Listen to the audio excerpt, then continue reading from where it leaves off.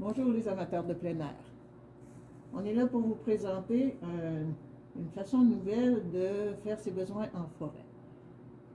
On a ici un appareil créé pour améliorer les chiottes, pour que cette expérience devienne à la fois écologique parce qu'il n'y a pas d'eau et économique parce qu'elle crée du compost fertile et utile. Vous avez ici des composantes toutes simples, c'est le réservoir de litière, le distributeur de litière et le cabinet d'aisance. Cette réserve-là contient environ 450 doses de 250 millilitres, qui est la mesure d'une contribution qu'on veut mettre dans la toilette après chaque événement. Chaque contribution, chaque cadeau qu'on donne a droit à sa petite couverture de litière. L'autre étape, bien sûr, c'est de faire ses besoins comme d'habitude dans un récipient spécialement conçu pour ça. Et que quand on a fait notre travail, on va avoir maintenant l'occasion de utiliser la chasse sèche de Madame la Duchesse pour évacuer vers l'extérieur le résultat. Il suffit de tourner la planche et de la ramener pour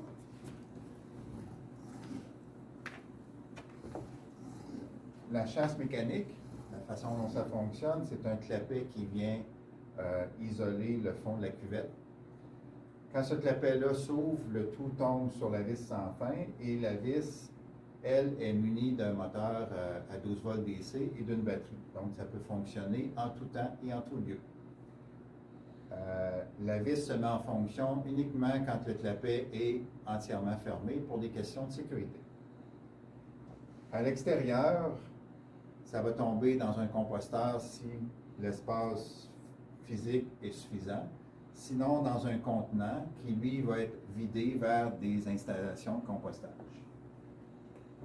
Après 12 mois, on obtient un compost qui va être prêt pour le jardin, pour les fleurs ou pour mettre sous les framboisiers. Pour conclure l'histoire, on prépare pour le suivant un environnement propre, déjà préparé pour y faire ce qu'on a à faire. Voilà. Le 2 avril 2025, aujourd'hui, on va parler de toilettes à compost avec Lucie Mainguy et Gaëtan Thériault. Bonjour à vous deux. Bonjour. Salut. Merci beaucoup de nous parler aujourd'hui de la nouvelle entreprise que vous avez fondée en octobre dernier. Parlez-nous un peu de l'historique de votre compagnie. Est-ce que je commence, Gaëtan? Oui, je te laisse aller. OK, parce que c'est sûr que ça a commencé il y a une dizaine d'années. Hein? Tu étais là, André, aussi, à t'intéresser déjà à ce projet-là. Ça a été mis en suspens par toutes sortes de circonstances, mais là, maintenant, on a décidé de réactiver tout ça parce que Gaëtan, il y a une toilette sèche à son chalet. Il était venu chercher de la litière chez nous. OK. Puis de là, évidemment, on arrive à une réactivation du dossier avec des talents complémentaires, parce que je vous présente Gaëtan, qui est un ingénieur mécanique à la retraite, qui a déjà l'expérience d'une toilette sèche et qui trouve ça intéressant comme sujet, puis qui s'est joint à la mini-équipe qu'on était et qu'on est encore. Mais l'intérêt, finalement, c'est pour des conditions sanitaires en nature qui peuvent être améliorées. Encore, déjà, là, tu sais, on part avec juste ça comme objectif, puis on dit, même là, il y a beaucoup à faire pour améliorer le confort et le sanitaire et la compréhension des gens qui font leurs excréments.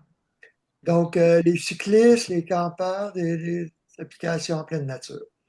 Oui, les pêcheurs, les chasseurs, les cyclistes, les campeurs, les promeneurs en général et les agriculteurs qui ont du personnel, de la main-d'œuvre qui travaille à l'extérieur, loin de la maison quand même. Tu sais. Ouais. Fait qu'il y a pas mal de monde. Ben oui. Alors, la toilette à compost, je ne sais pas si c'est une invention suédoise, mais on a plein de modèles bien connus qu'on utilise même au Québec, qui viennent de la Scandinavie. Donc, pourquoi l'avoir fabriqué une au Québec? Et quelle est la différence? Vous avez amélioré le procédé? De deux façons. Je peux commencer par le compost et la litière. Ça vient de la ferme et puis de l'ancien projet aussi. La litière, inspirée par la Terra Preta. Évidemment, si on s'intéresse au compost puis aux excréments humains, on tombe automatiquement dans nos recherches sur le phénomène de la Terra Preta. C'est quoi la Terra Preta? Ça, c'est un domaine merveilleux où est-ce qu'on découvre que les Indiens ou les Mayas d'Amérique du Sud, dans les anciennes cités, avaient des espèces de toilettes publiques qui combinaient dans un lieu les excréments humains, les restants de repas et de culture, les charbons des feux et souvent de la poterie cassée parce que leur vaisselle cassée allait rejoindre le tout. En terre. Et oui, de la terre cuite. Et le phénomène, quelques centaines d'années plus tard, c'est qu'on découvre que ces sites-là ont développé une fertilité exceptionnelle. Quand on trouve ici de l'humus, ça a 3-4 pouces d'épais, l'humus à la surface du sol.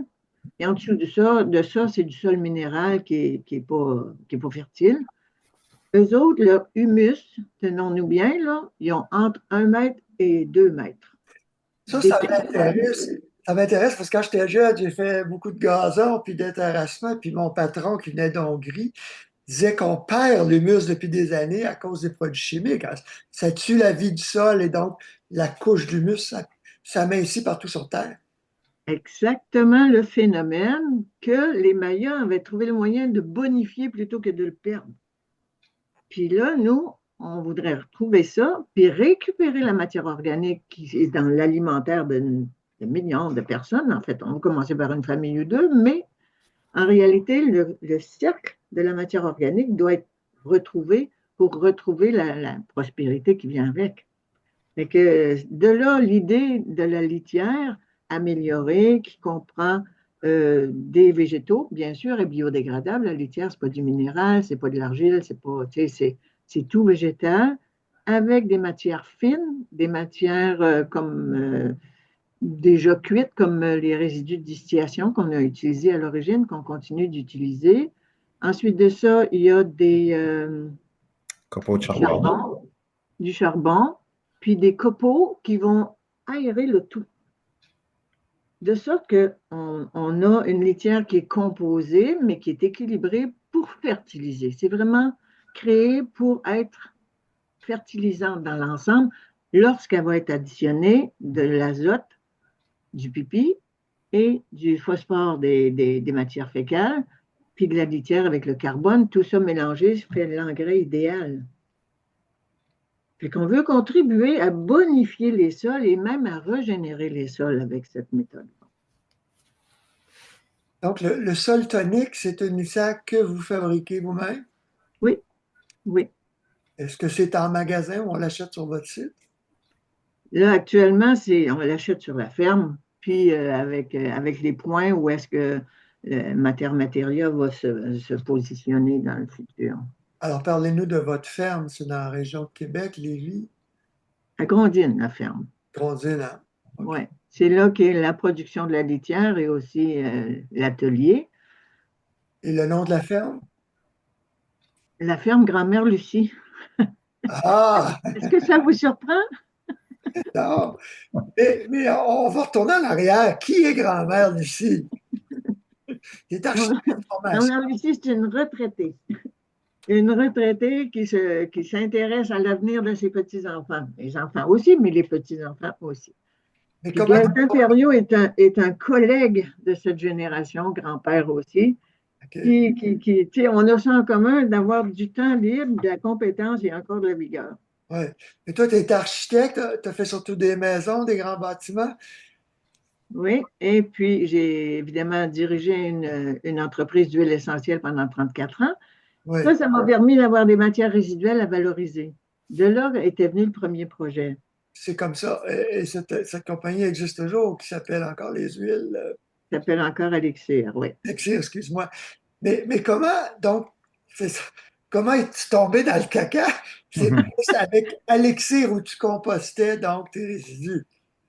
Ben là, l'histoire était un enchaînement de coïncidences. C'est que forcément, une distillerie qui fait des distillations de conifères et de beaucoup de matières végétales a des résidus dans des assez grands volumes, là, tu sais.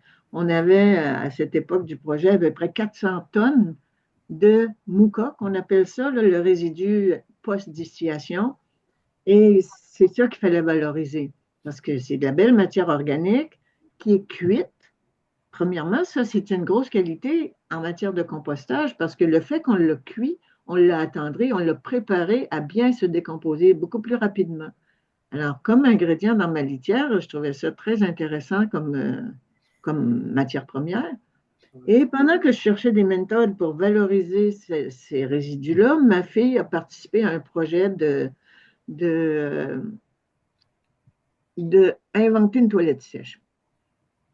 Elle est à Berlin. Les Allemands ont des projets beaucoup plus avancés en matière d'environnement. Et ce projet-là a pris place dans son intérêt à elle, qui était temporaire. Elle est en art. Puis elle avait vraiment accroché sur ce projet-là. Puis elle a parlé de ça avec sa mère, qui avait des solutions pour manipuler des matières solides. Entre autres, avec notre distillerie, on avait une alimentation de la bouilloire à vis.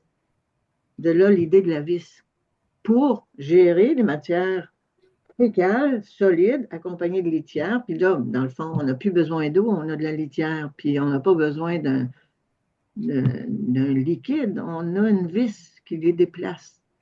OK, une vis sans... Une vis sans fin qui déplace les matières solides au lieu d'être de l'eau. Fait que forcément, on ne rajoute pas d'eau, on fait tout ça à sec, mais avec une technologie confortable et non manuelle. Tu sais, on ne va pas jouer dedans, là. On n'a pas affaire à jouer dedans. On est vraiment dans un mécanisme sophistiqué. Là, quand je parle de sophistiqué, l'arrivée de Gaëtan a amélioré beaucoup les choses. On a vraiment évolué vers une technologie encore plus fine, plus raffinée. OK, on va regarder ça avec Gaëtan, mais je veux comprendre parce que c'est ça, souvent on voit des toilettes à séparation, il y a la séparette. L'idée de séparer l'urine des matières fécales, c'est une question d'odeur. Ils font ça pour simplifier les manutentions, avoir moins de volume de chaque. Le liquide, c'est facile de mettre un bouchon dessus. Là-dessus, il sauve beaucoup de volume de manutention. Sauf que la litière qui l'absorbe va neutraliser les odeurs beaucoup mieux parce que là, il ne se fera pas d'ammoniac. Dans notre système, l'urine ne développe pas cette odeur ammoniaquée. Puis, elle est utile à cause de l'azote qu'elle contient. Si on sépare l'urine, on va l'utiliser comme fertilisant exactement de la même manière qu'on utilise de l'engrais chimique. Oui, c'est ça, c'est le phosphore et l'azote, il y en a plus dans l'urine que le caca, dans le fond. C'est ça qui... Bien, le phosphore est dans le caca, Ah, puis l'azote est dans l'urine. OK. Si on sépare l'azote, on va déséquilibrer le sol de la même manière qu'avec un engrais chimique, parce qu'on ne fournit pas l'ensemble des matières qui vont revenir. Alors, petit à petit, ce qu'on n'a pas fourni va devenir rare, puis il va s'amenuiser puis s'appauvrir dans le sol. Okay. Puis nous autres, l'urine, on en a besoin aussi pour le compostage, parce que s'il n'y a pas d'urine dans le processus de compostage, ça va être trop sec, puis ça ne pourra pas se composter. Ah oui, l'urine est là en même temps pour faire l'humidité qu'on a besoin à travers le compost, puis assurer un bon équilibre d'humidité, puis de matière organique pour pouvoir se composter adéquatement. D'accord. Elle a sa place. Juste parce que tu disais tantôt qu'on ne rajoutait pas d'eau avec l'urine, il y a suffisamment de liquide. C'est ça. Avec l'urine, on en a, Okay. on a ce qu'il faut. Parfait. Mais elle ne vient pas toute seule. Elle ne vient pas juste de l'eau. Elle vient chargée d'azote et de minéraux. Oui. Alors, c'est quoi le procédé que vous avez amélioré au Québec versus les toilettes scandinaves? C'est tout. C'est tout. Mais nous autres, on prend du début à la fin. C'est-à-dire qu'on est producteur aussi de litière. Parce que la litière, elle doit être. On ne peut pas les vendre sans litière. Ça fait qu'il fallait quand même fournir le nécessaire là-dessus. Mais bien, ensuite, quand moi j'avais créé la vis, il y avait un réceptacle qui nous permettait de voir la vis qui circule dans le fond dans le fond de la cuvette.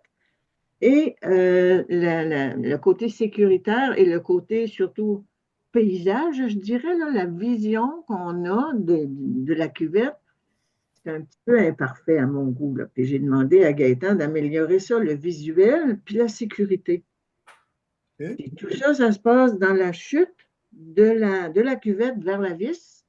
Et puis après ça, ben, il y a d'autres conditions d'installation où on n'aura pas besoin de vis, mais on va avoir quand même besoin de fermer la vue entre le tas d'excréments. Puis c'est ça qui fait le non-charme des chiottes, c'est qu'on en voit trop. On en voit trop de nos affaires.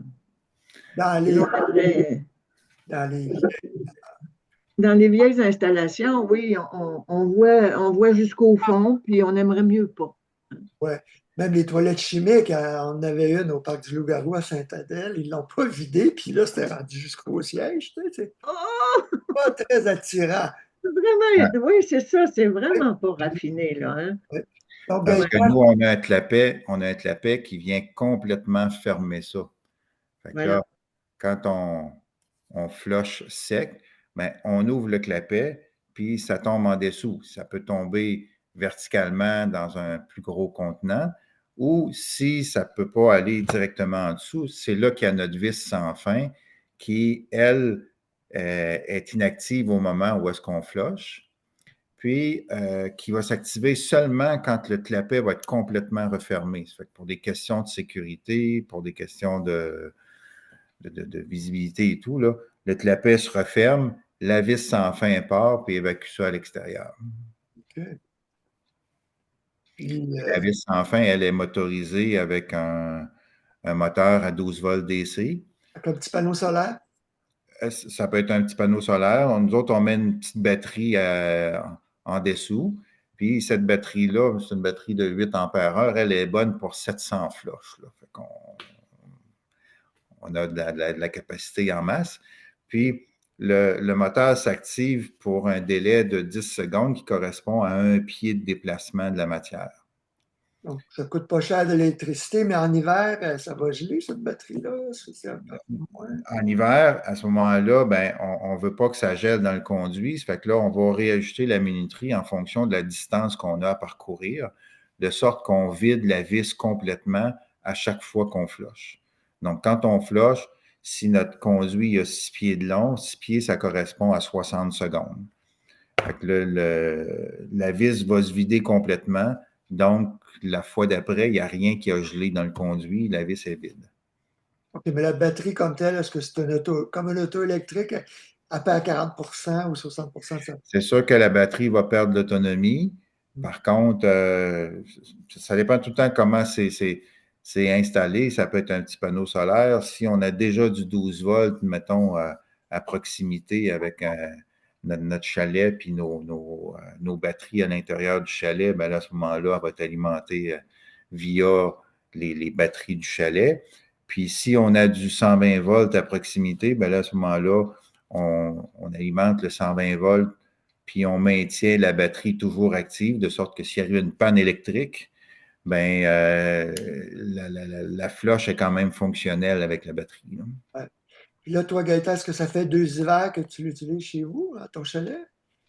Ben, moi, je n'ai pas encore installé le modèle électrique. On vient de finaliser nos prototypes. Mais moi, j'ai une toilette sèche à l'intérieur de mon chalet depuis 8 ans. Puis l'histoire derrière ça, c'est que moi, quand j'ai décidé de construire un chalet qui était complètement autonome, où est-ce que j'ai pas d'alimentation électrique, puis j'ai pas d'eau courante, mon épouse a dit, il n'est aucunement question que j'aille au chalet si tu as une toilette sèche dehors. Fait que j'ai commencé des recherches, puis c'est là que j'ai trouvé qu'effectivement, en Finlande, ils utilisaient des toilettes à litière. Fait que je m'en suis fabriqué une, puis je fabriquais ma litière moi-même. Puis mon épouse, elle vient au chalet avec moi toutes les fins de semaine. Tu as sauvé ton couple. C'est ça, j'ai sauvé mon couple avec ça. C'est pas- C'est bon. Un effet secondaire intéressant. ouais. Les bécosses, en général, on voit un tas de feuilles ou du branti. Qu'est-ce qui était parfait dans cette litière-là? Euh, Juste du ben, branti ou juste des feuilles? si c'est, mettons, juste du brandy, le brandy, lui, sa propriété, c'est d'absorber les liquides puis d'étouffer les odeurs. Mais si on a juste du brandy, là, à ce moment-là, il n'y a pas de matière grossière là-dedans qui permet à l'air de circuler pour pouvoir faire le compost. Enfin, Donc, le brandy, lui, qui a absorbé tout le liquide et tout, ben, ça va faire en sorte à un moment donné que ça va moisir là, tu sais, parce qu'il n'y a pas d'air qui circule là-dedans, puis ça ne se composte pas. À l'inverse, si on a juste de la matière grossière, mettons comme des feuilles mortes, puis des bouts de branches, puis des choses comme ça, ben là, à ce moment-là, on n'a pas absorbé du tout les liquides, puis on n'a pas contrôlé nos odeurs non plus, là. Les odeurs sont capables de passer au travers tout le tas de petites branches et de feuilles mortes. Puis le liquide, lui, ben, il va continuer à couler dans le fond, puis éventuellement aller atteindre le sol minéral, là. Fait OK. que, Puis sentir fort. Rappelez-moi votre recette de litière que vous avez mentionnée tantôt, donc chaque ingrédient. la recette de litière est composée de brindilles, il y a de la ripe, il y a du copeau de bois, il y a du mouka broyé, le mouka qui est le résidu de distillation. Ensuite de ça, on va ajouter du charbon de bois, des copeaux de charbon de bois. Puis, on va rajouter un petit ingrédient agréable qui est des aigrettes de sapin frais pour que ça puisse sentir bon. Je dis souvent la blague, moi, l'automne, j'organise des randonnées. Puis quand mes amis viennent au chalet, ils rentrent dans le chalet, puis ils disent ça sent donc bien bon dans ton chalet. Je me dis je m'excuse, c'est ma toilette qui sent ça. Ça me ramène en secondaire 1, j'étais allé à Moore Heights, au chalet d'un ami, puis ils avaient une toilette à compost suédoise. Puis son père disait toujours, fermez pas la porte trop fort, très lentement, sinon les odeurs rentrent dans la maison. OK.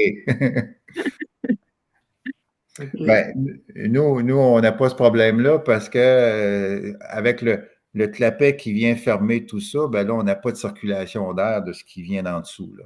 Ouais. Mais il y a une cheminée à l'arrière en plus, évidemment, mais donc, OK.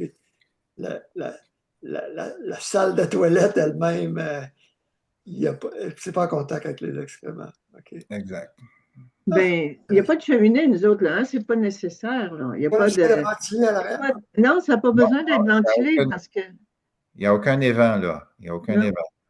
on Ah, n'en a pas besoin. Il y a réellement une enveloppe, naturellement, qui absorbe toutes les odeurs, mais aussi, il n'y a pas cette odeur de décomposition qui vient quand c'est mal géré l'humidité. Tu sais, là, on a un équilibre qui est vraiment atteint par cet ensemble d'ingrédients-là. mais ça prend un apport d'air frais, non? Non, on n'a pas ça. On n'a pas besoin de ça, même dans un seau, hein, Gaëtan, là, dans ton garage, là, le seau dans le garage, Moi, j'en ai trois, là. J'en ai une dans le chalet, j'en ai une dans un abri à bois de chauffage près du chalet, puis j'en ai une dans le garage qui est situé plus loin que le chalet, là, ce qui fait que quand je travaille dans le garage, je ne redescends pas au chalet pour aller faire mes besoins, là. Donc, celle dans le garage, là, je la vide à peu près une fois aux 6 mois. Puis, il n'y a aucune odeur, là. Il n'y a aucune odeur là-dedans, là. Je remets de la litière par-dessus, puis je laisse ça aller. Quand je vais la vider 6 mois plus tard, elle est aux trois quarts compostée, là. Il y a juste le dessus qui ne se sera pas composté, là. Parce qu'il y a quand même un certain volume d'air, là, c'est suffisant. Ouais, c'est ça. L'air, je laisse le couvercle ouvert, puis l'air va circuler, puis ça se compose de façon naturelle. Ah, c'est vraiment intéressant. Alors là, vous disiez que c'est un prototype, ça. Vous avez commencé à en vendre ou est-ce qu'il y a des gens privés ou publics qui la testent ou l'utilisent? Euh, ah Pas non, encore, il n'y a pas de gens qui la testent ou l'utilisent. On a fait des pieds et des mains pour arriver avec des prototypes pour pouvoir les présenter au salon camping chasse plein air qui avait lieu en fin de semaine dernière. Fait OK. que là, ben, il faut que je mette une petite nuance là. Elle a été utilisée, mais sans les ajouts que Gaëtan a apportés, c'est-à-dire avec la valve, et le mécanisme automatisé. Mais ça a été utilisé avec une chasse manuelle. Oui, On exact. a eu cette expérience-là. Là. Et on a des clients qui vivent avec ça en se contentant de la chasse manuelle, puis ils en sont quand même très satisfaits. Mais les améliorations récentes, là, ils n'ont pas encore été commercialisées. OK. On est au stade de prototype et présentation, puis on allait voir qu'est-ce que le monde pensait de ça, et aussi, évidemment, un sondage de quel prix on est prêt à payer maintenant pour ces améliorations-là, qui nous ont coûté quand même quelque chose, là, mais qui améliorent le produit. Puis ce sondage-là nous a permis de constater qu'on a atteint le degré de confort que les gens souhaitent. Clairement, là, ceux qui ont pris le temps de questionner c'est quoi ça, là, ils ont trouvé ça vraiment, vraiment simple d'utilisation et efficace au niveau performance. Là, tu sais. Comment on va gérer l'avant, c'est-à-dire se fournir des ingrédients qu'il faut, puis quand on va gérer l'après, c'est comment gérer les composts résiduels qui viennent après, forcément. Là. Il faut qu'on ait un portrait d'expérience qui couvre tout ça. Ouais. On est rendu là. Là. Tu sais, on a vraiment vécu l'expérience de l'avant, de l'après et du pendant. Ah, ben, c'est intéressant. Donc, moi, j'aimerais parler à une de vos clientes qui utilise la première génération. Puis, je veux savoir combien ça coûte. Donc, avez-vous un ou deux modèles, le prix, qu'on peut voir des photos? Là, vous commercialisez, vous êtes rendu à la commercialisation? Oui, oui. Okay. Les personnes qui l'ont utilisé, je n'aurai une coupe à te présenter. Là. Okay. Il s'agit que je les retrace. Oui. Mais là, sur votre site, on ne voit pas le produit à part un petit dessin. Non, c'est ça. On a... Mais c'est ça, les tels que construits, on ne les a pas mis.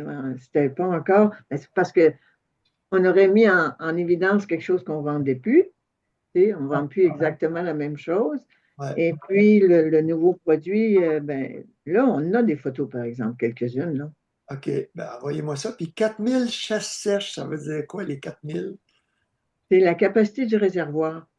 Ce que tu vois derrière l'appareil, là, c'est la réserve de litière. Puis ce volume-là, qui correspond à un petit garde-robe, là, ben, il y a 4000 doses de flush. OK, donc ça s'empile à l'arrière. Ça, c'est la litière qui est derrière. Elle est propre et elle va servir. Ça, c'est pour les gens qui ont des sentiers, mettons, puis une fréquentation toute l'été. Ben, ils font le plein de litière une fois par saison. Et après ça, ce modèle-là, ce qui est proposé, c'est que le compost usagé, c'est-à-dire le fumier additionné de litière, il sort par le côté et il tombe dans un talus de compostage. Tu vois? Donc, à l'arrière, c'est le sol tonique, là, la litière. Oui, en arrière, c'est la litière qui remplace l'eau. Évidemment, c'est le réservoir, ça. Fait quoi, il y a une porte qu'on pige là-dedans? C'est ça le carré? Non, non, non, c'est la toilette elle-même mécanisée avec nos bons soins et automatisée avec les bons soins de Gaëtan. On a juste à actionner la chasse, la poignée de la chasse, Puis la et litière, ça se met en marche toute seule. OK, on n'a pas La besoin litière, elle se fait non, celui-là, c'est vrai, ce modèle-là, on prend la litière à la main à côté dans une espèce de petite auge, là, qu'on a comme prototype. Là. Le modèle entièrement mécanisé et entièrement automatique, il est encore en cours de construction. Il est pas, on est en train de travailler là-dessus, là, mais lui, il n'est pas prêt à commercialiser encore. Là. OK, alors la seule différence, le modèle actuellement en serre, c'est qu'on pige, on prend une poignée manuellement pour le mettre. Exact, avec une cuillère là, de 250 ml, puis on met ça par-dessus. Là. OK. Oui, c'est ça. Elle est semi-automatisée, celle qu'on propose maintenant, qui est prête à l'action. Elle est prête pour entrer en action. OK. Alors, quel est le coût de détail? Avec la vis, c'est 3 850 $. Mettons 4 000 $, roughly. Là. OK. Là, évidemment, les gens disent, ben, je peux avoir pour 1200 $ une super belle Toto à eau. Comment est-ce que vous vendez le produit qui va coûter 3-4 fois plus quand même?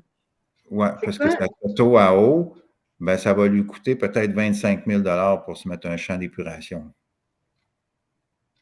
Parce que là, la Toto à eau, elle, s'il y a de l'eau à l'intérieur de ces installations, ben il va être obligé d'avoir une fosse septique puis un champ d'épuration, puis ça risque de lui coûter 20 à 25 000 Puis ensuite de ça, une vidange à tous les 2 ans qui coûte 350, 400 Mm.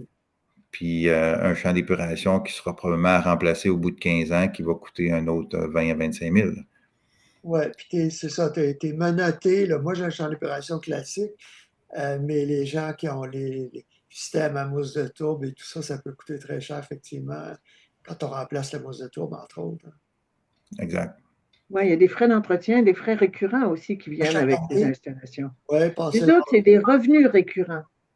ben oui, ben oui. Sauf que c'est pas pour une résidence principale ou un chalet standard, c'est vraiment quand on est dans la nature complètement, comme vous allez cibler Les toilettes extérieures remplacées par du CEPAC. confort moderne, La mais en CEPAC même devrait, temps, hein, la CEPAC devrait être votre client, dans le fond. ce serait intéressant que ça les intéresse, oui. Oui. Moi, j'ai rencontré le directeur des immobilisations en juillet dernier. Oui. Malheureusement, il a pris sa retraite. Puis là, ben, c'est ça, je suis à la recherche pour trouver le responsable de tout ce qui est assainissement d'eau à la CEPAC pour Mhm. pouvoir rencontrer à nouveau cette personne-là. Effectivement, c'est un marché qu'on vise. Après ça, les pourvoiries, les EC, tous ces gens-là, c'est tout ce type de clientèle-là qu'on vise pour le moment. Puis on espère un jour que ça pourra aller dans des résidences aussi, mais on n'est pas encore rendu là au niveau réglementation.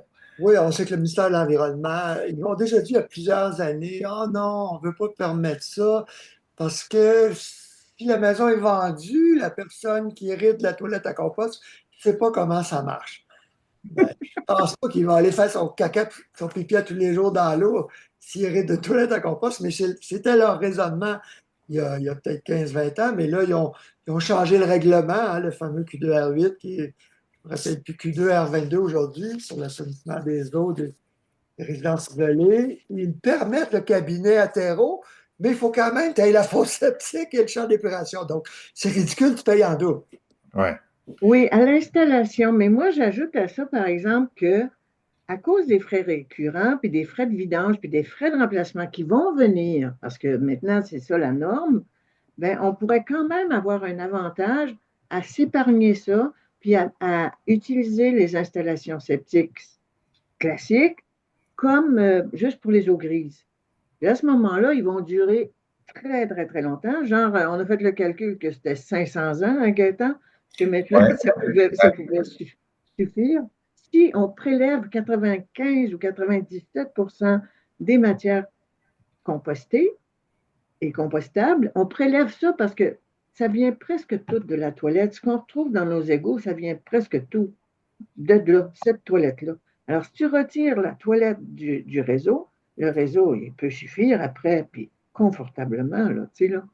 Ça fait que ceux qui ont déjà une installation septique, ça serait être utile quand même, tu sais, là, pour l'eau grise. Puis prolonger la durée de cette installation-là, au lieu de la remplacer dans 15 ans, on en a pour 100 ans. Moi, j'ai mon inscription à 27 ans. On est juste deux quand même. On a 3 chambres, on a des bureaux. Donc, elle est un peu plus grosse que pour 2 personnes. Mais ça, je me demande combien de temps elle va durer. J'ai des toilettes double chasse depuis 15 ans, là, 3 6 litres. Oui, mais si tu aurais le droit, là, par exemple, les gens qui ont déjà des installations légales, conformes, permises, peuvent maintenant s'ajouter une toilette à compost pour ménager le système. Fait que c'est pas perdu. Tu sais, c'est pas perdu. Puis nous autres, on considère que on va le proposer à des gens qui sont sur des toilettes, sur des fosses septiques pour faire durer leur système et aussi pour éviter la charge organique dans le puits. Moi, j'ai perdu 2 puits dans ma vie, là. Ça fait 50 ans que je vis à campagne, puis il y a 2 puits qui ont été contaminés par nos propres égouts, là. Ah, Puis c'était pas la faute des voisins, là. par leur champ d'épuration. Oui, Oh, mais oui, parce que forcément, à un moment donné, où va la matière organique? Elle ne va pas dans le ciel, elle va dans la nappe phréatique, elle n'a pas de choix. Puis ouais. moi, j'ai des puits des puits artésiens, mais ça prend du temps à se rendre là, mais ça va y aller pareil un jour, là. Fait qu'un jour, ton eau, tout d'un coup, elle est contaminée. Oh là là, ben ça, c'est un énorme problème. Donc, vous apportez une solution pour ça, là. Donc, Mais ça oui, il faut intéresse faire de la beaucoup, Mme prévention. Thibault. Ça intéresse pas juste les ZEC ou la CEPAC que des. Ils ont trois choses dans le fond. Ils ont des bécosses ou ils ont des toilettes à compost scandinaves ou ils ont une fosse septique et champs d'épuration. Donc, le gouvernement ou les privés, particuliers ou entreprises ou organismes payent une fortune là, pour épurer. Oui, Que la façon dont le champ d'épuration est fait, c'est un peu un non-sens. Ils disent qu'il faut que ton sol soit le plus perméable possible. Ouais, Donc, si tu as un sol qui est très perméable, ouais. puis que tu envoies de l'eau qui contient des matières organiques dedans, puis qui contient des matières en suspension, ben l'objectif, c'est d'aller contaminer ce sol-là. Tu lui en donnes tant qu'il est capable d'en prendre pendant 15 ans de temps, puis au bout de 15 ans, quand il est plus bon, tu changes ton champ d'épuration de place. Ouais, Mais là, la matière organique, elle, là, que tu lui envoies à ton champ d'épuration, là, elle ouais. n'est pas absorbée par les plantes puis par les arbres au-dessus. C'est dans le sol. Ouais, Donc, puis malheureusement, on ne change pas les lois de la physique, hein. Tout ce qui est liquide tend à descendre. Fait que ça ne partira pas en montant le liquide, ça va partir en descendant. Puis éventuellement, on va aller rejoindre notre nappe phréatique. Quand on a rejoint notre nappe phréatique, ça s'en va où? Ça s'en va dans les puits, ça s'en va dans les rivières, ça s'en va dans les lacs. hmm. Ouais, effectivement, ça, s'il y a des études là-dessus, ça arrive fréquemment, mais on n'entend jamais parler de ça. bien, ça serait intéressant à mesurer. On n'a pas entendu parler, c'est vrai, mais par simple déduction, pas besoin d'être un, tu sais, il faut pas besoin d'être un expert à tout casser pour savoir que l'eau sale, elle descend dans le puits éventuellement. Là, tu sais, là, c'est une simple logique. Là. On ne Est-ce peut que pas faire autrement. ceux qui disent qu'il faut que tu sois à 100 pieds d'un puits, mais le puits, il y a des veines qui alimentent ça, là. Ben voilà, 100 pieds ou 150 pieds, les eaux souterraines, ils voyagent. Là. Moi, ici, mon puits est à bien plus que 100 pieds. Ah ouais. Il a été Perdu deux contaminé quand puits. même. Tu as perdu deux puits artésiens en 25 ans? Oui, oui. OK. C'est des Ben, solutions qui sont pas. C'est pas logique. est-ce que vous Parce parlez que, aux veux pas, si tu injectes la matière organique sous terre, gens? tu en prives le sur-terre qui en aurait besoin et tu l'envoies à l'eau qui n'en a pas besoin. Ouais. Les gens d'au secours sont-ils au courant de votre invention? Ah, c'est une bonne place pour aller jaser, bien sûr. Ben Ouais. là, il faut vous parler à Alain Saladius, vous le connaissez aussi, la Fondation Rivière. J'ai déjà eu affaire à lui, oui. Ben oui, il était ingénieur, il était responsable des usines d'épuration pour le ministère pendant longtemps. Donc, au Eh secours, mon Dieu. Oui, il connaît le problème. ben oui, donc au secours et la Fondation Rivière, c'est vos alliés naturels pour ça. Puis tous les conseils régionaux de l'environnement, dans le fond, là, comme le programme Bleu Laurentide, là, le CRELA, en Estrie puis les Laurentides, je pense que c'est les deux régions où il y a peut-être le plus de chalets puis le plus de problèmes de lacs contaminés hein, au Québec en termes Oui. de densité d'occupation autour des lacs. Moi, j'ai déjà vécu à Saint-Donat où bon, les gens étaient plus. Je ne sais pas comment c'est arrivé dans le temps. Tony Le Sauteur était là au lac Archambault. Je sais pas, c'est pour ça qu'ils ont eu des plus gros terrains, par exemple, à Saint-Hippolyte, ma foi, le lac de la Chigan et tout ça. Les gens sont souvent cordés sur le bord des lacs. Je trouve ça épeurant de voir. Les marges latérales sont tellement petites. C'est ça, quand Puis ces gens-là n'ont aucun service. Ça veut dire que chacun a son puits et son champ d'épandage. Tu Oui, sais, le champ d'épuration, il y a juste au Québec hein, qu'on appelle ça comme ça. Hein. pourquoi? Ben, ça épure pas, ça. C'est des champs, techniquement, ça s'appelle des champs d'épandage souterrain. OK. Ça, c'est beaucoup plus clair à comprendre qu'est-ce qu'on fait quand on appelle ça comme ça. C'est qu'on ne veut pas le dire que ça va aller sous terre dans la nappe phréatique. Voilà, quand on dit champ d'épuration, on se fait à croire que ça épure. Et c'est faux. OK. On se fait des accroires. On se Ces fait des champs-là, ces champs-là d'épandage, ils vont être situés, mettons, derrière les résidences, souvent, là, tu sais, le long des lacs. Puis là, ça descend dans le sol minéral qui est là. Puis à un moment donné, ça va pogner le cran de roc qui est en dessous, puis ça va s'en aller vers le lac, là. Un lac, c'est pas juste une cuve d'eau avec un rebord bien défini, là. Le lac, là, il s'étend, lui, là, en dessous, là. Ouais. Ouais. Je suis au bord d'un lac, j'ai une baie, j'ai 700 pieds au bord de l'eau. Mon champ d'épuration, il n'est pas collé, mais il n'y a pas épais de boisé entre mon champ d'épuration. Nous autres, on va te le faire durer si tu veux acheter notre solution. Puis on va assurer l'efficacité de ton installation en enlevant 97% de son ouvrage. C'est quand même des chiffres qui parlent, hein, tu vois. Puis moi, je pense que malgré que ça n'a pas été reconnu comme remplacement des systèmes, ça vient quand même sauver nos lacs. Ben oui. Combien ça coûte? C'est ça qu'on m'a dit, qu'après 25 ans, tu fais un nouveau champ si tu as de l'espace. Il faudrait que je rase encore ma forêt, je gruge encore plus. Là, j'ai 2 acres au bord de l'eau. Ça coûte combien? Et tu peux arrêter le dommage. Savez-vous combien ça coûterait rajouter un autre champ d'épuration sur raccorder à la même fosse? À la même fosse, un champ d'épuration, c'est aux alentours de 12 000 OK. 12 à 15 000 que ça coûte normalement. C'est trois toilettes à compost. Oui, c'est ça, exactement. 3 toilettes. Puis pour recommencer encore une fois après ça, un autre 15 ans plus tard. Mais en même temps aussi, c'est tout le gaspillage de cette super ressource naturelle. De l'arbre, oui. Qui est notre engrais, là. Tu sais, moi, je reviens à la terra preta, qui était vraiment comme un miracle de fertilité. Puis j'aime penser et j'aime dire que c'est les fumiers humains qui étaient l'ingrédient magique dans ce phénomène-là. Ouais. On peut lire ça. As-tu trouvé quelque chose dans Terra Preta sur Internet, là? C'est ça, je cherche, oui, Wikipédia. En Amazonie. Le plateforme amazonien d'origine humaine, très riche et fertile en charbon de bois, poterie et nutriments. Okay. Voilà.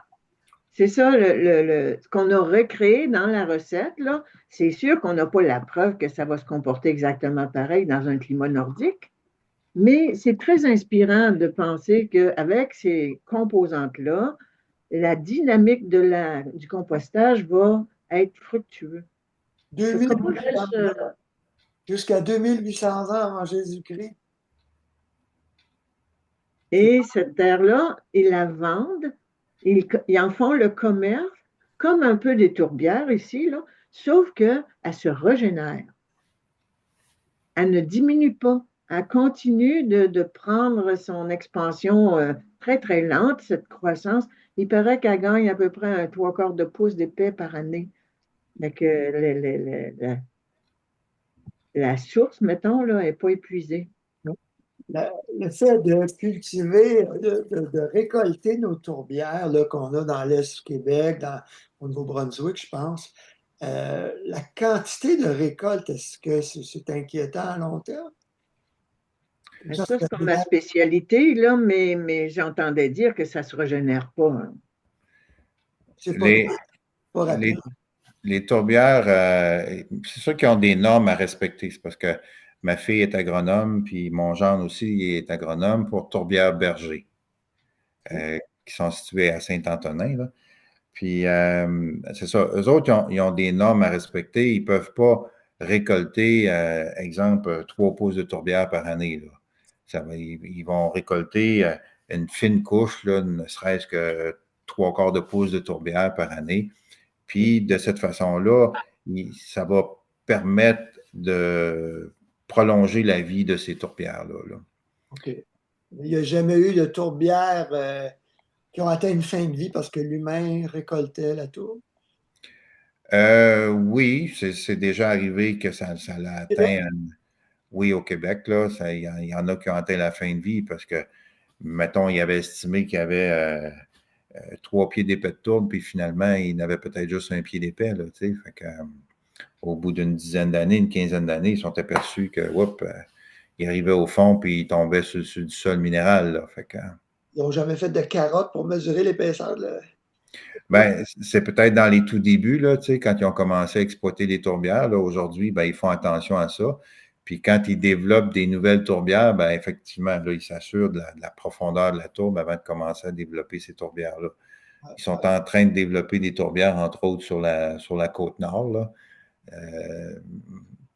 en allant vers la base côte nord. Là, il y a plusieurs endroits là, qu'il y a des tourbières là, dans ces secteurs-là qui sont inexploités. Là. Mais un système d'épuration à base de mousse de tourbe, combien ça coûte d'entretien et de remplacement? C'est aux 10 ans qu'ils changent la tourbe en moyenne? Oh non, ils changent la tourbe à peu près à toutes les 5 ans, je pense, qu'ils changent la tourbe. Là. Puis, il y a des gens qui nous ont informés là-dessus en fin de semaine, mais je n'ai pas retenu les chiffres. Là. Moi, mon objectif, c'est effectivement de faire le tour de la question dans les prochaines semaines, là, de faire le tour de la question en rencontrant des entrepreneurs qui font l'installation de fosses septiques, champs d'épuration, système EcoFlow ou Bioness, là, puis de vraiment poser des questions, là, à savoir ça coûte combien, tout ça. Oui. On a Ça fait, se magazine. on a fait un dossier là-dessus que je peux montrer. Comme qu'on avait des coûts. Voilà. Faut que je me connecte. Mais c'est quand même des grosses dépenses là, chaque année, l'entretien. Puis surtout, le système EcoFlow, c'est le moins recommandé, en tout cas, d'après ce qu'on a vu, à cause, entre autres, justement, du risque. L'entretien est super important parce qu'il ne faut pas que tu aies de chemin préférentiel, que les liquides se fait dans la tourbe, sinon ça est Mm-hmm. C'est ça. Les gens qui ont remplacé la mousse, là, je me souviens, faut que je trouve le chiffre, n'était pas donné, effectivement. Regardez ça. OK. Plusieurs milliers. Donc, Mais apparemment, ça dépend de la distance du chemin. On avait une personne qui nous disait qu'elle, ça n'avait pas coûté trop cher parce que sa fosse était juste à côté du chemin. ah Fait ouais, que ça lui avait permis d'économiser beaucoup sur le remplacement. OK. Et le fait est qu'après ça, j'imagine que cette tourbe qui a été enrichie, hein, c'est ça le phénomène, elle doit quand même être revalorisée vers l'agriculture, j'imagine. En tout cas, j'espère. Tant qu'à avoir dépensé de la tourbe, qu'elle va continuer d'être utile. Là, on voit que ça coûte facilement 30 000 effectivement, jusqu'à 40 000 selon les conditions du sol. Ah oui, hein? Là, c'est un article qui date de 2 ans. Ben, nous autres, pour fin de comparaison, Gaëtan, là, nous autres, l'ordre de grandeur là, de la toilette qui est complètement mécanisée, on avait une évaluation entre 5 et 6 000 qui était prête à fonctionner, pas installée pour ce prix-là, mais toutes les composantes, on arrivait dans ces prix-là, hein, Gaëtan? Oui, entièrement. Celle qui est semi-automatique, Celle qui est semi-automatique, c'est de l'ordre de 4 000 Celle-là qui serait entièrement automatisée, où est-ce qu'on fait juste peser sur le bouton puis que la litière se dépose toute seule. Là. Celle-là serait plus aux alentours, effectivement, entre 5 500 et 6 000 là.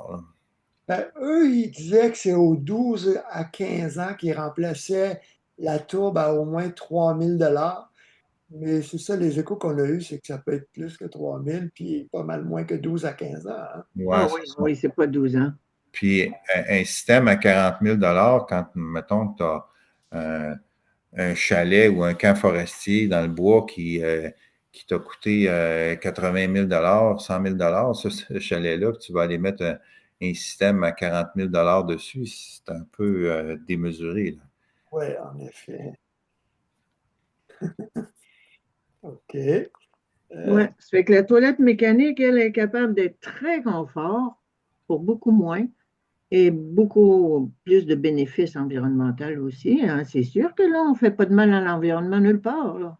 D'aucune manière, là. Effectivement. À titre de comparaison, là, des fois, je veux présenter une image là, dans la tête des gens. Là. Mettons, nous autres, avec 100 litres de litière, on va faire 400 flushs, là, 400 événements, si on peut dire, avec 100 litres de litière. Ben, avec 100 litres de litière, une toilette à 6 litres, là, ça prend 2400 litres d'eau potable. Donc, des tubs de 1 mètre cube par 1 mètre cube des tubs là, de 1 mètre par 1 mètre par 1 mètre, là, ben, ça en prend 2,5 comme ça, pleine d'eau potable qui a été traitée. Puis, à l'autre bout, ça va générer encore 2 tubs et demi pleines d'eau noire qui nécessitent d'être traitées. Alors que nous autres, on a utilisé un baril de 100 litres de litière pour générer un baril de 100 litres de compost à l'autre bout. Là. Ça va? Ah oui, 100 litres de litière va faire 100 litres de compost. Ben, il va faire 100 litres. Peut-être pas Ben 100 oui. litres peut-être pas 100 litres de compost une fois entièrement composté. Là. Entièrement composté, on sait que ça Non, on descend. a de la perte parce qu'on partage avec tous les petits micro-organismes. Beaucoup de On pertes. va essayer de moitié. Même 40 quand le compost est mature, là, on en a donné 60 aux petites bêtes, aux micro-organismes, mettons. OK, il reste 40 Il reste 40 oui. OK. Puis, c'est quoi qui était le mètre cube, tu disais, Gaëtan? Le mètre cube, ben, ça prend 2,5 mètres cubes d'eau potable pour faire 400 flushes de toilette. Puis ça va générer 2,4 mètres cubes d'eau noire qui nécessite d'être traitée. Ouais. On va avoir souillé tout ça. Fait que, on compare un baril de 100 litres là, dans une pièce versus 5 cubes de 1 mètre par 1 mètre par 1 mètre. 2,5 mètres cubes d'eau potable puis 2,5 mètres cubes d'eau noire. Là, c'est ça la différence entre les deux. Là. Bon. Ben là, vous m'avez convaincu que c'est pas marginal le potentiel de votre invention parce que les villes n'ont pas les moyens de remplacer toutes les usines d'épuration. Ça va coûter des milliards de dollars. Ils vont pas assez vite. Même ils stoppent le développement résidentiel là, parce que ça coûte trop cher et c'est trop long d'étendre, de remplacer, entretenir les égouts, les aqueducs, tout ce qui fuit. Donc, je pense qu'il y aurait des promoteurs intéressés par ce que vous faites, peut-être. Là, ça va prendre combien? Avez-vous des budgets? Parce que commercialiser un nouveau produit, vous le savez, coûte très cher. Vous cherchez des investisseurs, dans le fond, pour partir une usine, c'est ça? On n'a pas de. Je dirais que les avant-dépenses sont faites. La recherche, développement, prototype, c'est tout réglé. Avez-vous Oui. des études indépendantes comme le BNQ, faire certifier ça? Ça serait la prochaine dépense, CSA, une norme CSA ou BNQ, une certification. Pour le moment, non, mais éventuellement, oui, on voudrait faire certifier peut-être BNQ ces installations-là. On ne pense pas aller vers une norme NSF, là, même si dans le Q2R22, il demande que ce soit certifié NSF. Là. On ne pense pas aller nécessairement vers là, mais une norme BNQ pourrait être intéressante. Les connaissants du gouvernement, c'est ça, pour autoriser cette installation-là à grande échelle, ils vont prendre une certification. Oui, mais là, nous, on commence par tout ce qui est toilette extérieure, puis sentier pédestre, camping, camp de chasse, etc. Quand les mentalités auront évolué, puis que les règlements auront évolué, ben là, oui, on sera peut-être rendu à faire des certifications CSA, BNQ, NSF, etc., mais pas pour tout de suite. Là. Là, je vais publier un article sur mon site, puis en juin dans le magazine. Vous êtes guilleré pour en produire combien si vous avez des commandes cet été, cet automne? Question difficile. Ça a été difficile de livrer le prototype. On a été vraiment dans le jus.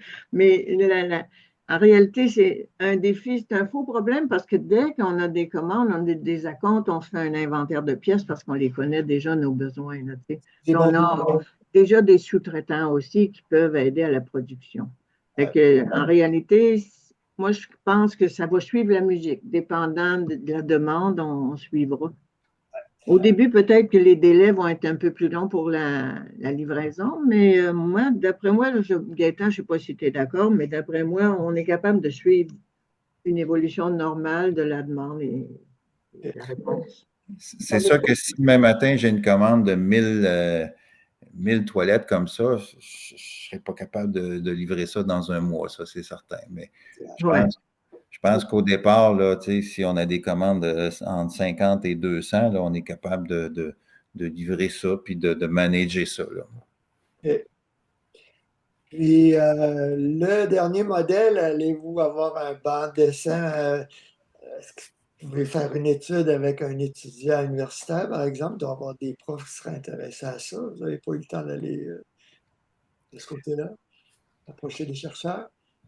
On aimerait ça éventuellement approcher, exemple, l'Université Laval là, pour pouvoir justement faire un projet de recherche par des étudiants, puis qu'il y ait une publication officielle qui soit faite là, sur tout le processus, là, autant au niveau de l'économie d'eau, les avantages environnementaux, puis après ça, toute la gestion du compostage, puis les bienfaits du compost.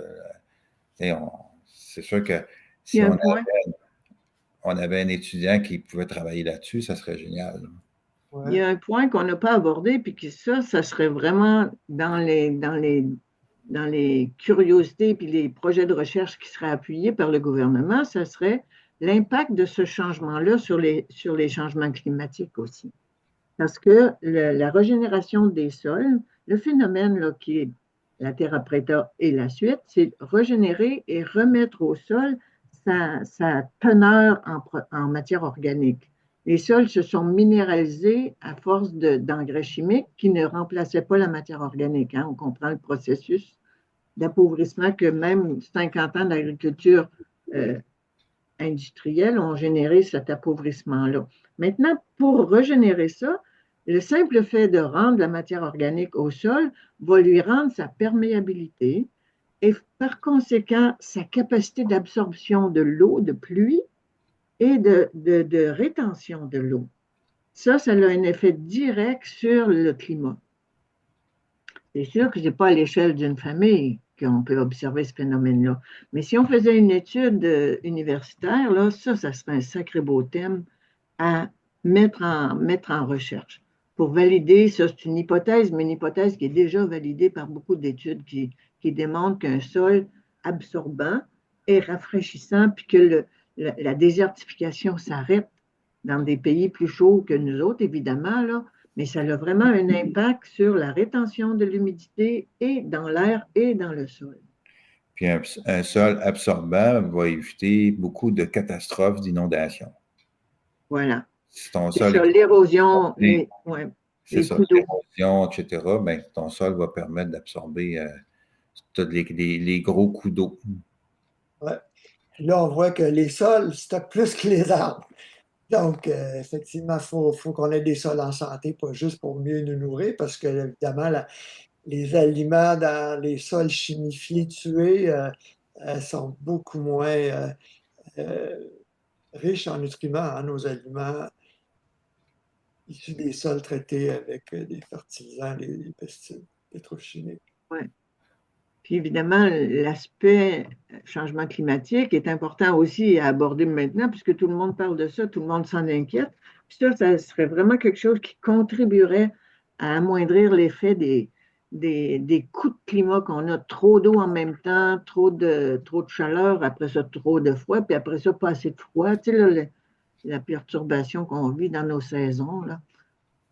Mais cette capacité du sol à retenir, ça change tout. Il y en a des exemples de ça là, qui ont été vécus, là, qui ont régénéré des zones puis des territoires avec la rétention des eaux puis la réabsorption par le sol. Peut-être qu'il y a des études à faire là-dessus et des communications. Donc, en tout cas, Oui, déjà à vous écrire à info@matermateria.ca ou à vous téléphoner. Lucie Mainguy et Gaëtan Thériault, merci beaucoup d'avoir partager cela avec nos auditeurs aujourd'hui. Ben, ça me fait vraiment plaisir. Moi, merci de nous avoir reçus. Ça me fait plaisir aussi. C'est un projet qui nous tient beaucoup à cœur. Oui. Félicitations.